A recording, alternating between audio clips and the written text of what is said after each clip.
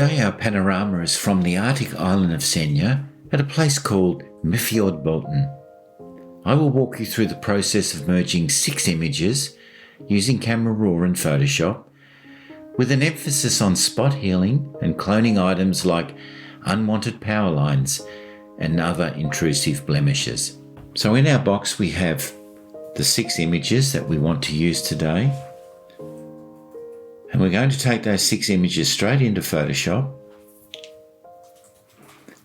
Down they go in the film strip. Click, select all, and then merge to Panorama. Now we watch the magic happen. In it pops, and I'm going to leave it at spherical. Sometimes I check to see if cylindrical's okay, but often it's not. I'm working the boundary warp up and down, and before I merge I actually decide to take it to 100% because I feel the importance of the negative space at the bottom of the image corresponds to the negative space in the sky. I like what I see at 100% warp. Now that we've opened it in Photoshop, in the Camera Raw rather, first of all, we need to work our sliders. Shadows 100%, highlights right down, but don't alter the whites too much. Check the exposure, the temperature, little tweak of the tint to see what it looks like. Then a gradient tool. The sky is very clear. We can actually work that right down. Take the tint up a little bit, the blues down, the exposure right down till we get it a little darker. That looks good. We want some drama there instead of just the white sky. Then we bring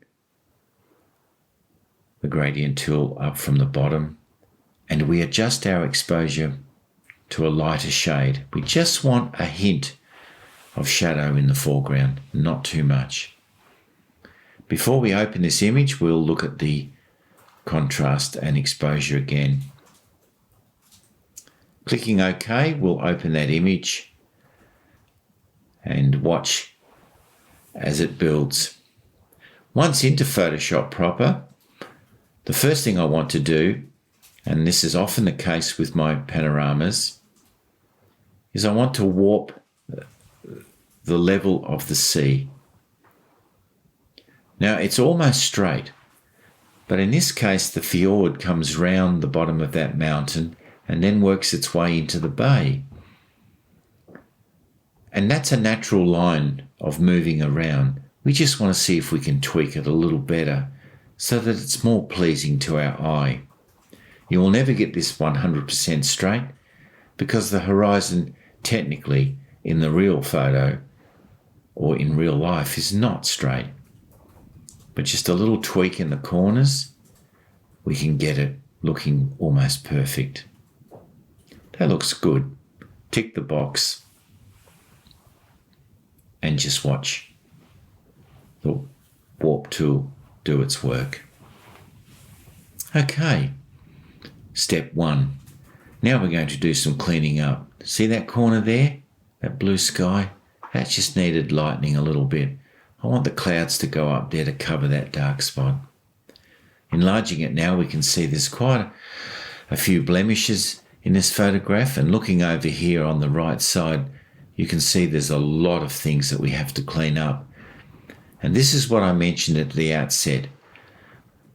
More than normal, I have to work the cloning tool and I have to work the spot healing brush tool to get this just right. It's important that we change the size of our brushes as we work. Each little item will have to be worked at, maybe over and over again. Now some of you might prefer to leave things like this in. I think it spoils the overall appearance of the image, and so I don't mind that little bit of extra work because after all, you don't find this in every image. But these power lines and the poles that are at the bottom of these power lines to me look awful. And so there's quite a bit of work to do here, and it's going to take some time. As we work, we can enlarge the image, we can zoom out to check it, and we can come back again right into it. You have to remember as you work this that you're looking at the image far more enlarged than you would normally see it. And so you're going to think that the image looks really bad, when in fact it's not too bad at all. And if we can work a few of these things by trial and error, and we don't always get it right, and it's something interesting here, no matter how much you work the cloning tool or how much you work the spot healing brush tool in all the images you do, you will not always get it right first time. Trial and error, little by little, and you'll find that eventually it will look quite okay. And you'll find that sometimes you'll have to go back into your history and just click off a few of your mistakes and start again. It's wonderful having that history and being able to access it very easily. It's also a matter of working the clone tool and the spot healing brush tool little by little and swapping over constantly.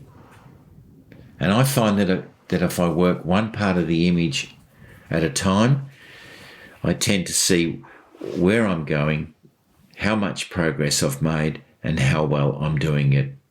This is far better as a result than moving all over your image, doing bits and pieces with one tool and then changing to another tool. Better to go between the tools in one area and then you've cleaned up as you go. So you can see there's a lot of little things we need to do here. And we do have some awful problematic things that we need to fix. The yellow lamp was no good. I've tried something else here now. I've enlarged it even more to see if that will work. And yes, it does to a large extent work a little better. I need now to clone some of the bushes into that part of the roof there. And you can see that there's quite a lot of work, and we'll have to keep changing our brushes, our clone tool, our spot healing brush tool, till we get this right.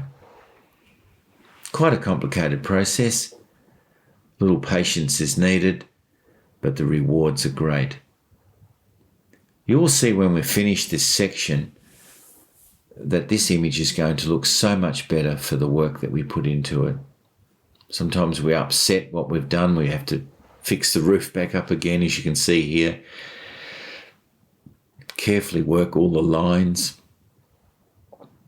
Here we go. Here's another power pole that we want to get out, section by section. It's amazing how this tool will work beautifully if we enlarge the photo big enough. We need to replace that post in the house here. Let's do that. Take out a few more spots here. And constantly keep working this one little area. So I have a bit of a mess here on the side of the house. It's looking terrible because we've enlarged it so much. When I'm finished with this and I actually work back out, I zoom out from the photograph, you'll see that this is quite tidy. Here we go, we just spend a bit more time on the trees. Back to our spot healing brush tool. Back to our cloning tool. Fix the roof a little bit here.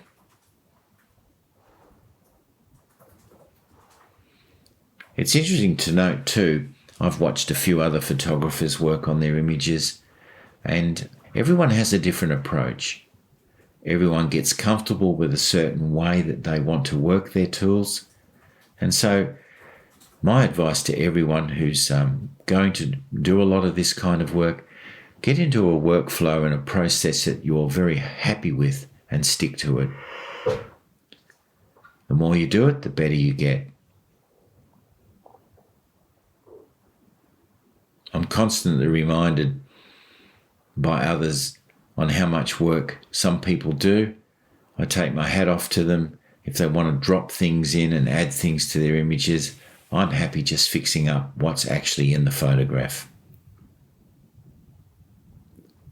Again, move the image over. A few more things to do, We've got this pole here. Out it goes. We have a little bit of mess at the back of the fjord there. I'll need to fix that in a moment. I'll just clean these little lines up. Here we go. And I might have to clone this in a minute. Yes, I can see that. Okay, clone, pop it there, and just drop a few little things across here. That looks a lot better. Okay, set of swings in a minute. Just clean that up. Clean that up. The old swings in the snow, we don't want them there. They're actually a bit of an eyesore.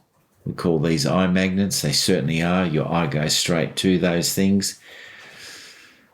Just a little bit of touch with the spot healing brush tool. We've taken it back to the lovely snow. There's a little obstacle here we don't want either. So that's got rid of the major things in the photograph. Now we can just go through and fix some of the plants that are sticking out, the old dried sticks. Often we take a photograph and we want to leave some of these things in it, but sometimes the other thing just detracts. For instance, that bush in the front there is detracting. I want to get rid of that one. I've also noticed one back the way. I'll pull that across and have a look at that. Yes, that's got to go too.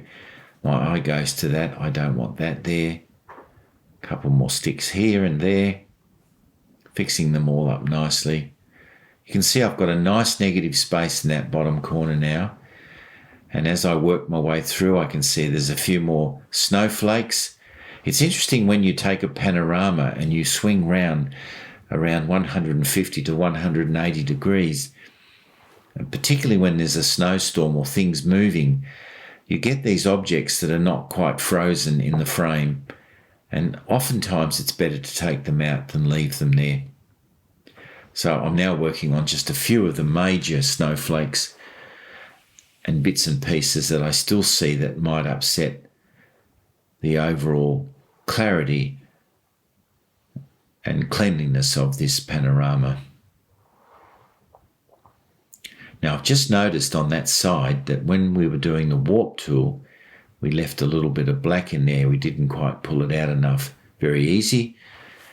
Just use the marquee tool and then crop a little bit off, click it off, and look at that. It's all gone. That's a lot nicer now.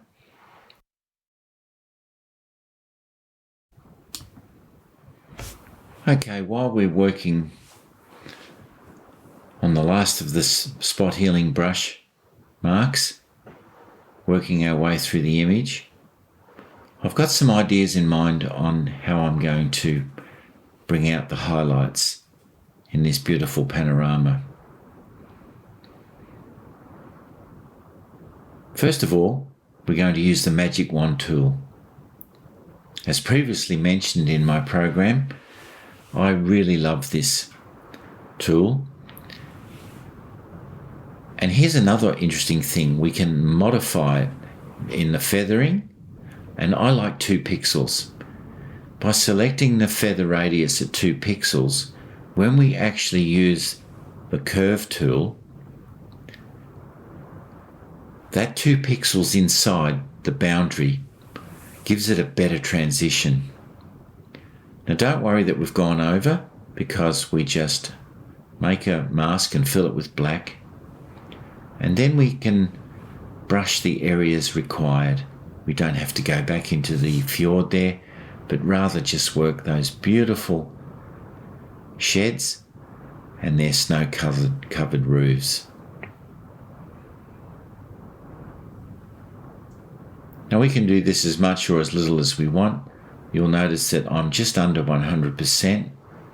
I never really work at 100% of anything. There's always a chance that you can overdo it. What I'm looking for here, again, magic wand tool, curves, and we don't always have to use the feathering tool. Sometimes, if we're very selective, we know how to work inside the boundaries, and that's what I'm doing right here. So that shed's looking good. And then finally, we click on the last little piece over there, and sometimes you can't always get exactly where you want it, so you need to do it again and again until you do. Flatten the image, and that's looking a lot better. Okay. Now we select a warm colour, and we have to be fairly selective how we do that. Not too bright. Into vivid light. Opacity right down. Around the 10%. Better a little bit under than over. And again, we're going to work those beautiful sheds and cabins. The texture in these are lovely, and we just want to highlight them a little bit more. So we bring out the floorboards, the weatherboards, the snow on the roof, the wonderful little house over in the far right hand side. Brighten that up a little. Check the overall look of the photograph. It's coming along nicely. Take the opacity down even more. This time we're going to do a cool white. The snow is cool in this scene, and quite rightly so. We want to keep it that way. We can warm it up a little bit later if we want, but we're better to just use cool tones because the scene is actually cool and we have enough brightness in the sheds and the cabins. Working the hue and saturation now, we're going to bring up the blues in the photograph, and I'm probably going to tint this a little bit, make a mask up to the normal mode, 100%, and you'll notice, see how that paintwork on that particular cabin just pops. Hue and saturation again, the reds, and we just want to bring them out a touch more. As we're doing this, you'll notice that there's a little bright highlight in one of those sheds. Quite a simple matter of then going down with the spot healing brush tool and getting the worst of those out so that it looks a lot nicer. That should do it. When we work or zoom out, we can see that that's a lot better. I'm going to make a copy now for insurance into the Nik collection, and again I'm using Color Effects Pro. One of my favourite things in Color Effects Pro, as mentioned before in another of my tutorials, is Glamour Glow. Who'd have thought that Glamour Glow, made there for people, is actually beautiful in landscape if used a little bit on the delicate side and watching how much saturation and how much glow warmth you put in it. And the overall glow, you can see how when we bring the glow up, it really pops. So we have to be careful with that. Although it doesn't really matter because I've made a background copy. I've now filled that with black. And when the Nik plugin brings it into Photoshop, we can then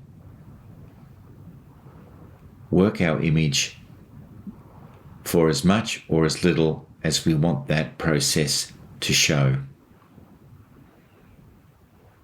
And here we go, I'll show you what I mean. Okay, so we've got the background copy. So all we do is make a vector mask and we fill that with black. We then change our opacity right down. And I often like to start at around 70%, but it could be too much.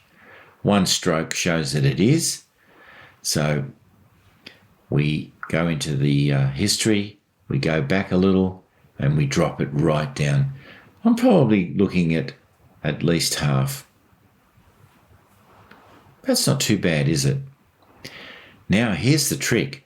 We have an opacity slider on the right hand side in our layers, and we can tone it down even more. We also can change the opacity up in the normal mode There you can see the opacity is 54. We could lower that if we wanted to.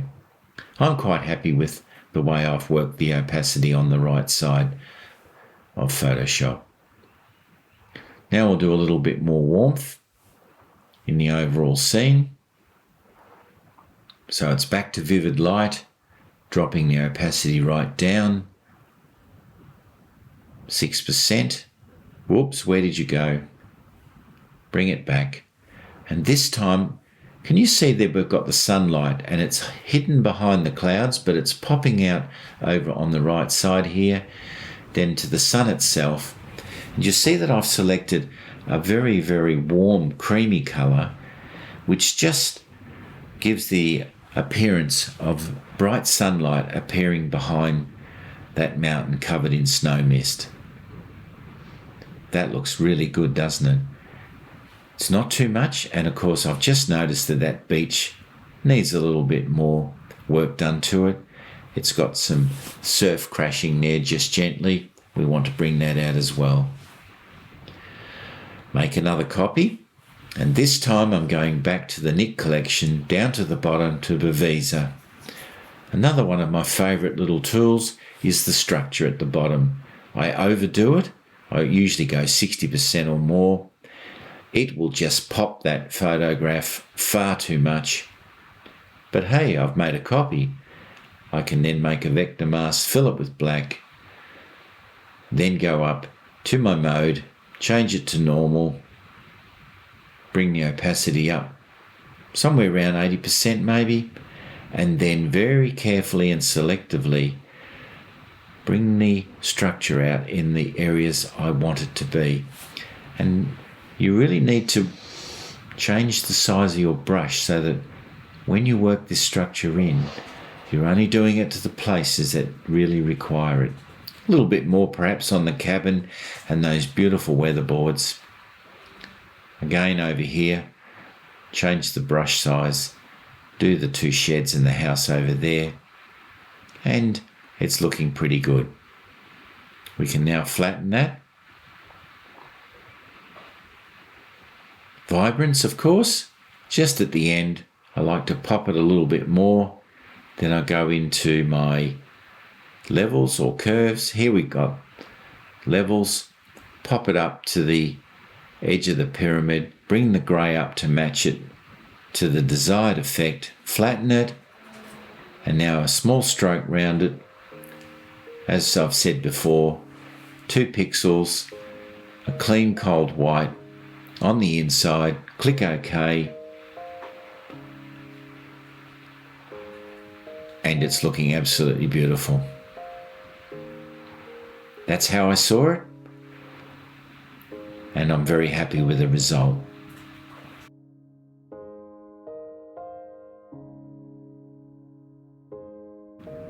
Arctic Norway is a sublime area of natural beauty. You can join us in the coming years on a photo tour with myself, Ewen and Shellie Froidevaux. And in doing so, we will take you to marvellous locations just like this one shown in the panorama. These are fully catered experiences with private transport and the best possible guidance at every step. We run the best photo tours in the world, and now you can see why. Have a wonderful day.